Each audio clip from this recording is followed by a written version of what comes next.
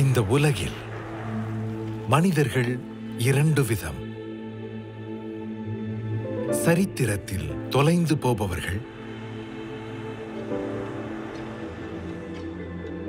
மற்றும் சரித்திரம் படைப்பவர்கள்.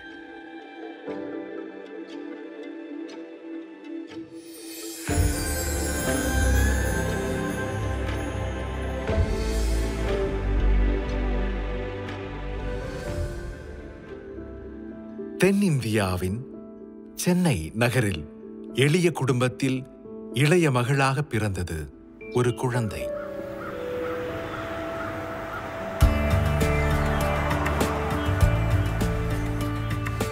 பெனோ ஜெஃபைன் என்பது அவளது பெயர். பார்வையற்று பிறந்திருந்தாலும் அவளுக்குள் லட்சிய கனவுகள் இருந்தன. மறைக்கப்பட்ட பொக்கிஷம் என்பதுதான் அவளது எபிரேய பெயருக்கான அர்த்தம். யார் வந்து கேட்டாலும் கண்ணு நல்லா இருக்குது, கண்ணு நல்லா இருக்குதுன்னு சொல்லியிருந்தாங்க. மற்றவங்க யாருக்கும் எந்த குழந்தைங்க இருக்காது அது மாதிரி, அந்த மாதிரி பார்வை அது கண்ணு. ஒரு 7 மாதம் கழிச்சுட்டு தான் நான் ஹாஸ்பிட்டலும் கொண்டு போயிருந்தேன். அந்த கண்ணு பின்னாடி அந்த ரெட்டினா பொசிஷன் வந்து ஹாலோ இருக்குது. ப்ரெக்னெண்ட்டாக இருக்கிறப்போ 4th மந்த்லேருந்து 6th மந்த்துக்குள்ளே அந்த ஆர்கன் ஃபார்ம் ஆகும். அந்த சமயத்தில் அம்மாவுக்கு ரொம்ப உடம்பு சரியாத போனதால நான் கொஞ்சம் ஹெவி மெடிசன்ஸ் யூஸ் பண்ணணும். இந்த க்ரோத் ஆகாத காரணமே அதான் சொல்கிறாங்க.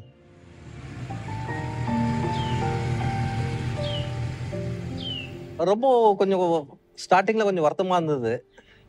என்னடா நம்ம குழந்தைக்கு இது மாதிரி ஆகிப்போச்சு அப்படின்னு சொல்லிட்டு. ஆனால் வந்து நாங்கள் ஒரே ஒரு மனநிலை தான் இருந்தோம். பிறந்த உடனே அவ தடுக்கி விழுறப்போ நான் எப்படி வளர்ப்பேன்னு நான் ரொம்ப கஷ்டப்பட்டேன். ஆனா ஸ்கூல்ல சேர்த்துட்டு அவ படிக்கிறப்போ எல்லாம் அவளை பார்க்கும் பொழுது ரொம்ப இன்டெலிஜென்ட்டா படிச்சா. பெனோ தனது 4வது வயதில் சென்னையில் உள்ள லிட்டில் ஃப்ளவர் கான்வென்ட்டில் மழலையர் வகுப்பில் சேர்ந்தாள். அவகிட்ட நிறைய ஆர்வம் இருந்தது. புது விஷயங்களை தெரிஞ்சுக்க ரொம்ப ஆசைப்பட்டா. எங்க பள்ளியில அவ கம்ப்யூட்டர் சயின்ஸ் கத்துக்கிட்டா. நான் பெனோக்கு மேத்ஸ் டீச்சரா இருந்தேன். நல்லா அவதான் கிளாஸ்ல ஃபர்ஸ்ட் வரைக்கும் ரொம்ப நல்ல மேத்ஸ்ல ரொம்ப இன்ட்ரெஸ்ட் பெனோக்கு.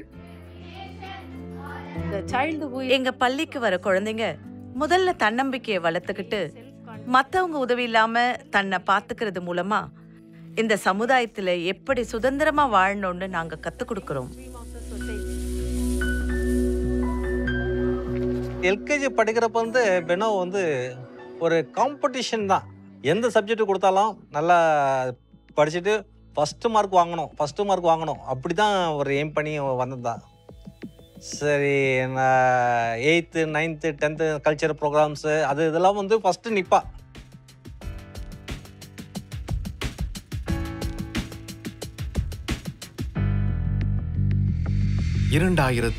ஆண்டு நியூயார்க் மற்றும் வாஷிங்டன் டிசியில் நடந்த சர்வதேச இளைய தலைவர்கள் மாநாட்டில் பங்கு கொள்ள பெனோ தன் 12ஆம் வகுப்பு முடித்த நிலையில் தேர்ந்தெடுக்கப்பட்டாள். இந்த வாய்ப்பின் மூலம் பெனோ இன்னும் பெரிதான எதையோ சாதிக்கப் போகிறாள் என்பது உறுதியாகிறது. குளோபல் யங் லீடர்ஸ் கான்ஃபரன்ஸில் வந்து அட்டம் பண்ணுறப்போ கிட்டத்தட்ட 405 பேர் வந்தாங்க பசங்க. அதெல்லாம் நார்மல் பசங்க. பெனோ வண்டி தான் ஷி வாஸ் பிளைண்டு. அந்த பசங்களோட பெனோ தான் கேள்வி கேட்குறது செய்கிறது. அந்த கெஸ்ட்டு யாரும் வந்தாலும் கேள்வி கேட்குறது. எல்லா சப்ஜெக்ட்லையும் வந்து ரொம்ப நல்லா இது பண்ணுவாள். ஒரு எடுத்துக்காட்டா சொல்லணும்னா அவ இயல்பாவும் நேர்மையாவும் இருந்ததுனால மத்த மாணவிகளோட ஆதரவு அவளுக்கு நிறையவே இருந்தது. எப்பவும் எல்லாரும் அவளை சுத்தியே இருப்பாங்க. அவ எப்ப எதை சொன்னாலும் அதை அவங்க ஆதரிப்பாங்க. எப்ப அவளோட யோசனைகளையும் அடையாளங்களையும் மத்தவங்க ஏத்துக்க தொடங்கினாங்களோ அப்பவே அவளுக்குள்ள தலைமை தாங்குற தகுதி இருக்குன்னு நான் புரிஞ்சுக்கிட்டேன். அவ ரொம்ப தன்னம்பிக்கையோட இருந்தா. தொலைநோக்கு பார்வை இருந்துச்சு. தலைவனா இருக்கிறவனுக்கு முதல் தகுதியே தான் யாருன்னு தெரிஞ்சுக்கணும், தன் இலக்கு என்னன்னு தெரிஞ்சுக்கணும். தன் எதிர்காலத்தை பத்தி அவ எடுத்த முடிவு அவளுக்கு சமுதாயத்தின் மேலேயும் மக்கள் மேலேயும் உள்ள அக்கறையை காட்டுதுன்னு நினைக்கிறேன். பெனோ 10ஆம் வகுப்பு முடித்த போதே சிவில் சர்வீசஸ் போட்டித் தேர்வை எழுத வேண்டும் என்ற எண்ணம் அவளுக்குள் தோன்றியது. நீ எங்க இருந்தாலும் உனக்கான தனித்துவமோ தலைமை தாங்குற தகுதியும் உன்கிட்ட இருக்குன்னு எல்லாரும் சொல்லுவாங்க.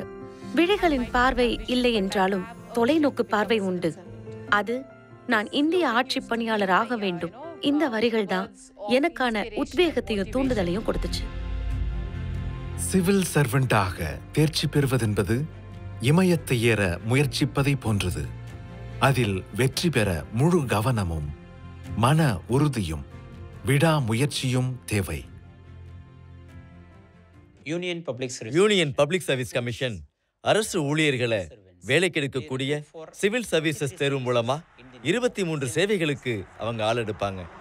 நம்ம நாட்டிலேயே ரொம்ப கௌரவமான மதிக்கப்படக்கூடிய சேவை இது. சிவில் சர்வீசஸ் என்பது இந்திய குடியரசின் நிரந்தர நிர்வாக அமைப்பாகும். 23 சேவைகளில் IAS இந்திய நிர்வாக சேவை, IFS இந்திய வெளியுறவு சேவை, IPS இந்திய போலீஸ் சேவைதான் முதுகெலும்பாக கருதப்படுகிறது.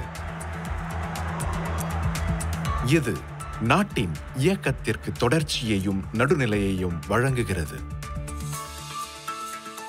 இந்தியாவுல நடக்கிற எல்லா தேர்வுகள்லயும் முதன்மையானது இது. உலகத்திலேயே ரொம்ப கஷ்டமான தேர்வு இது.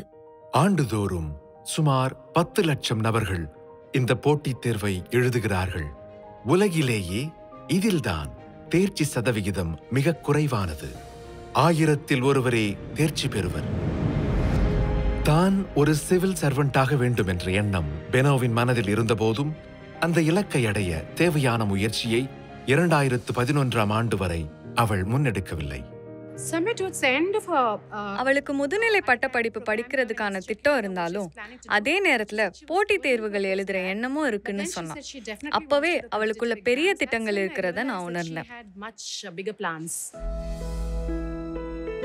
சிவில் சர்வீசஸ் தேர்வுக்கான பயிற்சி எடுத்துக்க பெனோசஃபின் எங்க அகாடமிக்கு வந்தப்ப எங்களுக்கு ரொம்ப ஆச்சரியமா இருந்துச்சு. அதே நேரத்துல அவளை ஒரு வெற்றியாளரை உருவாக்க தேவையான பயிற்சியை கொடுக்க முடியுமாங்கிறத புரிஞ்சிக்க கொஞ்சம் கஷ்டமா இருந்துச்சு. ஏன் நம்மளால முடியாதா, நம்ம இதை ஏன் செய்யக்கூடாது அப்படிலான்ட்டு ரொம்ப மனசுக்குள்ளே போட்டுட்டு பெனோ தேர்வுக்கு தேவையான பயிற்சிகளை மேற்கொண்டாள். ஓராண்டு காலம் முறையான பயிற்சிக்கு பிறகு 2012ஆம் ஆண்டு பெனோ போட்டித் தேர்வை எதிர்கொண்டாள். ஐஏஎஸ் எக்ஸாமில் ஃபஸ்ட் டைம் அட்டம் பண்ணுறப்போ எக்ஸாம் எதுனாப்பால ஒரு 20 மார்க்ஸில் போயிடுச்சு.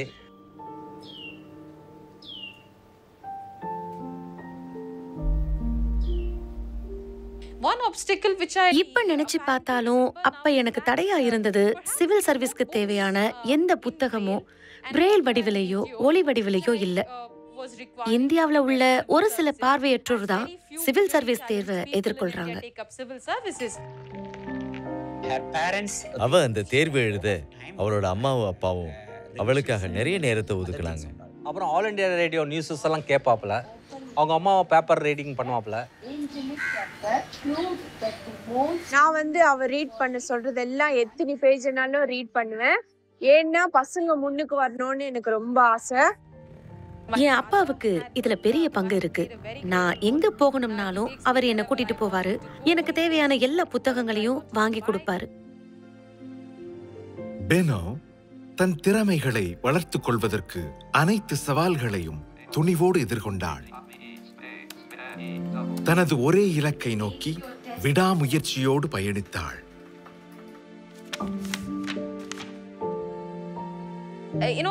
ஒருத்தர் வெற்றி அடையும் போது அவங்க அந்த இலக்கை அடைஞ்சதும் நான் எல்லாத்தையும் முடிச்சிட்டு என்ன சொல்லுவாங்க. ஆனா ஒருத்தர் தோல்வி அடையும் போது இன்னும் அவங்க முயற்சிகளை கடினமாக்கி அவங்க இலக்கை அடைய பார்ப்பாங்க. அது என் மனசுல ஆழமா பதிஞ்சதுனால, பெனோ நீ இப்படி இருக்க கூடாது, இது உன் குணம் இல்ல, நீ இது போல பல போட்டித் தேர்வுகளை எழுதணும்னு என் உள் மனசு சொன்னுச்சு. நான் நிறைய போட்டித் தேர்வுகள் எழுதினேன். ஆல் இண்டியா ரேடியோ தேர்வு, ஸ்டேட் பேங்க் தேர்வு, staff selection commission, UGC net தேர்வு கூட எழுதினேன். அவள் எழுதிய அனைத்து தேர்வுகளிலும் வெற்றி பெற்றாள். 5 உயரிய அரசாங்க வேலைகள் அவளுக்காக காத்திருந்தன. இருந்தும் அவளது லட்சியம் மாறவில்லை. If the Lok Sabha accepts any recommendation, the bill is then deemed to have been passed by both the houses in the modified form. இரண்டாவது முறையாக 2013 போட்டித் தேர்வை எதிர்கொண்டாள். அதில் 1122 நபர்களில் 343வது தரவரிசையில் பெனோ தேர்ச்சி பெற்றாள். பெனோவின் வெற்றி எல்லா செய்தித்தாள்லையும் வந்துச்சு. அந்த செய்தி வந்த அடுத்த நாளே கிட்டத்தட்ட 100க்கும் அதிகமான மாணவர்கள் எங்களோட அகாடமியில சேர முன் வந்தாங்க. இந்த பெருமையெல்லாம் பெனோ சஃபேனை தான் சேரும்.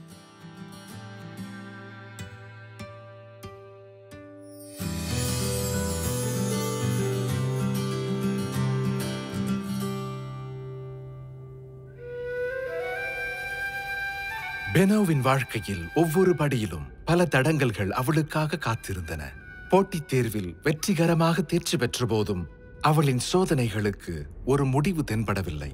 என்னுள்ளே என்னுள்ளே பல மின்னல் ஏழும் நேரம், எங்கெங்கோ எங்கெங்கோ என் எண்ணம் போகும் தூரம். போஸ்டிங் வந்து எங்களுக்கு கொஞ்சம் வராது இருந்தது. ஏன்னா பிகாஸ் ஷி வாஸ் விஷுவலி இம்பேக்ட்னால கொஞ்சம் அந்த இது தர முடியாது சொல்லிட்டு சொன்னாங்க. கிட்டத்தட்ட ஒரு 4-5 இன்டர்வியூ நடந்தது டெல்லியில்.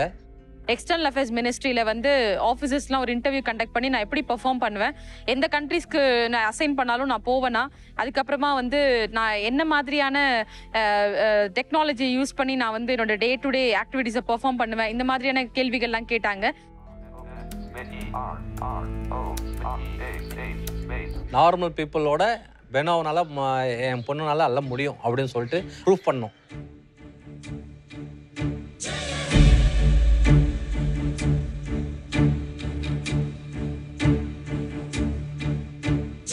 பெனோவிடம் கனவும் லட்சியமும் இருந்தன. இப்போது அவள் தைரியமாக சொல்லலாம், இன்னைக்கு நான் இந்தியாவோட முதல் பார்வையற்ற இந்திய வெளியுறவுத்துறை அதிகாரி. அவள் கண்கள் ஒளியை பார்த்ததில்லை, ஆனால் சரித்திரத்தில் என்றும் பிரகாசமாய் ஒளிர்ந்திருப்பாள். பல கனவுகளோடு தொடர் போராட்டத்தில் இருக்கும் பலருக்கு பெனோ கலங்கரை விளக்கமாக இருந்து வழிகாட்டுவாள். அவ இந்திய வெளியுறவுத்துறை அதிகாரி ஆனதுக்கு அப்புறமும் எங்க பள்ளிக்கு வந்து மாணவர்கள் மத்தியில உரை நிகழ்த்தினா. இப்ப எங்க மாணவர்களும் IAS ஆகணும்னு ஆசைப்படுறாங்க. நாங்கள் பண்ணாத காரையெல்லாம் அவள் பண்ணுறா. இப்போ இதெல்லாம் வந்து எங்களுக்கு சந்தோஷமாக தான் இருக்குது. இது ஒரு குறையாக எங்களுக்கு தெரியல. நிறைய பேர் வீட்டில் வந்து இது மாதிரி ஊனமாக பிறந்துச்சு அப்படின்னு சொல்லிட்டு நிறைய பேர் என்ன பண்ணுறாங்க, வீட்டில் முடிக்க வச்சிடுறாங்க. வீட்டிலே வந்து லாக் பண்ணிட்டு கூட வெளியே போகிறாங்க. வீட்டிலையே வச்சுக்காமல் வெளியெல்லாம் கொண்டு போயிட்டு அவன் படிப்பு கொடுத்துட்டு அந்த குழந்தைக்கு வந்து படிப்பு நான் கொடுத்துட்டோம்னா அவளே வந்து ஷைன் ஆகிட்டு நாளைக்கு வந்து ஒரு முன்மாதிரியாக இருப்பாள். Bino is a fiend who has achieved an extraordinary feat. You've done it. You've conquered a peak. We are very proud of you. Go from strength to strength. May you be an inspiration for many others. That in the process, she proved herself better than those of her peers who were not challenged in the manner she was. பெரிய வெற்றி. ஏன்னா இந்தியாவுக்கே ஒரு வந்து நல்ல highest post என் பொண்ணு கிடச்சிதுன்னா ரொம்ப சந்தோஷமாக இருக்குது. நாங்கள் எல்லாமே மகிழ்ச்சியாக இருக்கோம். இந்த சரௌண்டிங்கில் எங்கள் ஏரியா சரௌண்டிங் ஃபுல்லாகவே ஐஏஎஸ் வீடுன்னு சொல்கிறாங்க. இங்க இருக்கக்கூடிய பிரமுகர்கள் நடுவுல நானும் ஒரு அதிகாரியா இருக்கிறத நினைச்சு பெருமையா உணர்றேன்.